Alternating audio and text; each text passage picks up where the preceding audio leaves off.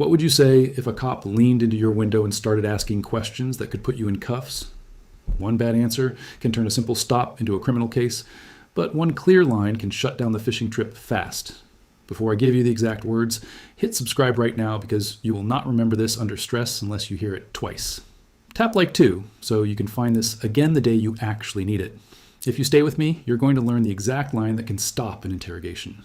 The line that protects you when silence alone is not enough. The question that forces the stop back to the real reason you were pulled over, and the sentence that blocks officers from saying you agreed to a search. Most people have no idea the biggest mistake happens after the lights are already behind them. They think being nice means talking more. They think explaining helps. They think if they sound innocent, they'll go home faster. Usually it does the opposite. Let me show you exactly where people lose control of the stop, and how you keep it from sliding into something way worse. You do not need magic. You do not need to argue. You do not need to know case law in the moment. You just need a few clean lines, said calmly, in the right order. Now let's talk about why this matters so much for you. A traffic stop feels small. That is why it is dangerous. You tell yourself it's just a warning, just a broken light, just a quick question. Then the officer starts stacking questions. Where are you coming from? Where are you going? Is there anything illegal in the car? Do you mind if I take a look? Here's the reality. The more you talk, the more chances you give them to hear something they can twist, stretch, or use later. You do not have to be guilty to get trapped. You just have to be nervous, tired, or too eager to please. I've analyzed over 200 body cam videos, and the same pattern shows up again and again. Drivers talk themselves into trouble. They volunteer extra details. They consent to things they did not have to allow. Then they wonder why the stop got longer and worse. Your goal is simple. Stay calm, follow lawful orders. Stop feeding the investigation. The first move is this. If you are in custody and they are trying to question you, ask for a lawyer clearly. Here's exactly what you say. I want a lawyer. Word for word. Memorize that line. People online love cute little slogans. Forget cute. When your freedom is on the line, you want clear. You do not say, maybe I should get a lawyer. You do not say, do you think I need a lawyer? You do not say, can I call someone first? You say, I want a lawyer. That is clean. That is direct. That is hard to misunderstand. This comes straight from Supreme Court rulings. In plain English, once you clearly ask for a lawyer during custodial questioning, officers are supposed to stop trying to get answers out of you until your lawyer is there. Custodial questioning just means you're not free to leave, and they are asking questions to build a case. That matters for you because after an arrest, or once the stop turns into a real detention, talking is usually where people sink themselves. Bad way. Most drivers say, I can explain, or I don't need a lawyer because I didn't do anything. Then they keep talking and hand police the exact statements used against them. Good way. Smart drivers say, I want a lawyer. Then the pressure changes, the interview should stop, and your words stop filling their report. Defense attorneys use this exact line in court because it is simple and strong. The case Edwards versus Arizona backed this up. In 7th grade English, that case means if you ask for a lawyer clearly, police do not get to keep pushing questions like nothing happened. Another case, Davis versus United States, is why your wording matters. That case basically says your request must be clear. So do not mumble, do not joke, do not half-ask. Be direct. Now I need you to hear one important limit. This does not mean you can refuse everything. If an officer lawfully tells you to step out, you step out. If they ask for your license, registration, and insurance where required, you provide them. This is not a cheat code for ignoring lawful commands. This is your shield against extra questioning that builds a criminal case. Here's the reality. Officers are trained to sound casual. They may act like they are just chatting. They may tell you this is your chance to clear things up.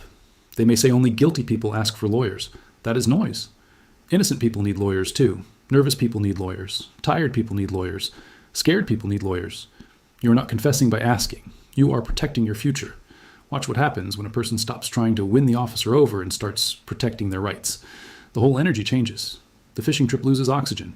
The officer may still process the arrest. They may still do paperwork, but you stop making the case easier for them with your own mouth. Have you ever heard an officer ask a friendly question that clearly was not friendly? Drop a comment below, because once you notice this pattern, you will never unhear it. The second move is for the moments when you are still standing there, still at the roadside, and the questions keep coming.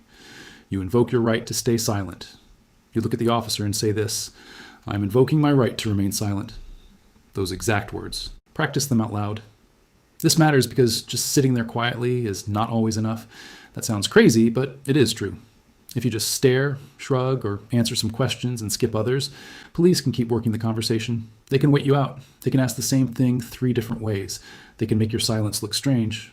But when you clearly say, "I'm invoking my right to remain silent," you are drawing a bright line. Let me show you exactly why that line matters. Miranda v. Arizona is the famous case everybody knows. In plain English, it says police have to warn you about your right to stay silent and your right to a lawyer before custodial questioning. But another case, Burgess v. Tompkins, matters just as much for you. That case basically says silence alone is not always enough. You need to clearly say you are using your right. That is why your words matter. Bad way. Most drivers say, "I already told you everything," or "I've got nothing to hide." Then they answer 1 more question, then 5 more, and the stop grows teeth. Good way. Smart drivers say, "I am invoking my right to remain silent." Then the officer has a much harder time pulling you into a conversation that helps them. This is 100% legal. You are not being rude. You are not obstructing. You are not picking a fight. You're setting a boundary. Former police officers have confirmed this works because it removes the easiest tool they have, which is getting you to talk yourself into trouble. I've analyzed over 200 body cam videos, and the pattern is brutal. Drivers think a little honesty will make the officer see they're a good person. Then nerves kick in. The story changes slightly. The time is off by 10 minutes. The destination sounds weird. The officer hears uncertainty and starts digging deeper. You do not need to perform innocence. You need to protect yourself. This comes straight from Supreme Court rulings, but let's keep it simple. If they ask where you were, what you had to drink, whether that bag is yours, who owns the phone, why you look nervous, whether you have ever been arrested, your safest move is not to freestyle. It is to invoke silence clearly. Watch what happens when you stop filling every pause. The officer either goes back to the reason for the stop, or they have to make their next move without extra help from you. That is powerful. That is clean. That is smart. And remember this, you can be respectful while saying it. Your tone matters. Keep your hands visible. Keep your voice calm. Do not argue. Do not smirk. Do not try to sound like a movie lawyer. Just say the line and stop talking. Think you could stay that calm during a real stop? Let me know in the comments, because in your living room it feels easy, but in your driver's seat, your heart pounds twice as fast. The third move is the question that tells you whether this stop is still a ticket stop or turning into something else. Here's exactly what you say. Am I being detained, or am I free to leave? Word for word. Memorize that line too. Here's the trick they don't want you knowing. Police can ask questions unrelated to the stop, but they are not supposed to drag the stop out forever just to fish around without a real reason. That is where your question matters. You're forcing the moment into focus. Either they have a legal reason to keep you there, or they do not. Listen closely, because this is critical. This does not mean you hit the gas and drive away mid-sentence. You ask the question calmly. If they say you are free to leave, you leave. If they say you are being detained, then you know the game changed and you stop chatting. Bad way. Most drivers say, "Sure, ask whatever you need," or "I'm in no rush." Then the stop keeps stretching, question after question, until it becomes a full investigation. Good way. Smart drivers say, "Am I being detained, or am I free to leave?" Then the officer has to choose. End the stop, or state a reason to keep you. Rodriguez v. United States is the case you need in plain English. It says police cannot extend a normal traffic stop longer than needed just to do extra investigation, like waiting for a drug dog, unless they have real legal grounds. That does not mean the second they hand back your license, you sprint away. It means the stop has a job. Once that job is done, they need a valid reason to keep you there. Legal experts agree this is your strongest protection when a basic stop starts growing sideways. You are not arguing law on the shoulder. You are simply asking the question that exposes whether they are still handling the original stop or trying to turn it into something more. Let me show you exactly how this plays out. You get pulled over for speeding. The officer writes the warning. Then, instead of ending things, he starts asking where you stayed last night, why there are energy drinks in the back seat, whether anybody else drove the car this week, and whether you mind hanging tight for a few more minutes. That is your signal. You ask, "Am I being detained, or am I free to leave?" If he says, "Free to leave," leave. If he says detained, you stop talking and use the other lines you learned today. This is 100% legal, and it helps you avoid the trap of acting cooperative long after the real stop should have ended. Cooperation does not mean endless conversation. Cooperation means complying with lawful orders, not volunteering your life story. Most people already clicked away. If you're still here, you're in the top 10%. Drop a comment saying "I'm still here," because what comes next is the line that stops so many drivers from giving away their car for free. The fourth move is the one that blocks the casual search request. You look at the officer and say this: "Officer, I do not consent to any searches." Say it calmly, say it clearly, then stop. This line matters because officers often ask in a relaxed tone, "Mind if I take a quick look? You don't have anything illegal, right? You good with me checking the trunk?" It sounds small. It is not small. If you say yes, you may hand away one of your strongest protections in seconds. Bad way. Most drivers say, "Go ahead, I've got nothing to hide." Then the search starts, small things become big things, and innocent clutter suddenly looks suspicious. Good way.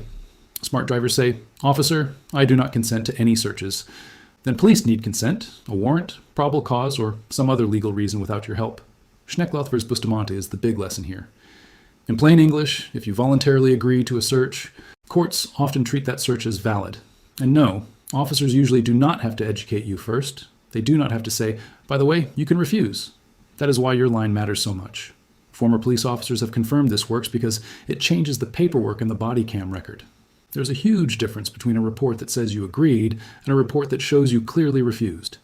Even if they search anyway, your refusal matters later. It preserves the issue. It shows you did not open the door for them. Now be smart here. Do not physically block anything. Do not reach around. Do not pull your door closed. You're using words, not force. If they search anyway, let your lawyer fight that battle later. Your job in the moment is to stay safe, stay calm, and make your refusal clear. And yes, you can combine this with your other lines. If the stop keeps drifting, ask if you're being detained or free to leave. If they push questions, invoke silence. If you're in custody and they want an interview, ask for a lawyer. These lines work best together, not alone. The full legal picture is actually simple once you strip away the fancy words. Miranda v. Arizona says if police are questioning you while you are effectively under their control, they have to warn you about silence and a lawyer. In kid-level English, that means the law knows police pressure is real. Edwards v. Arizona says if you clearly ask for a lawyer during that kind of questioning, police are supposed to stop.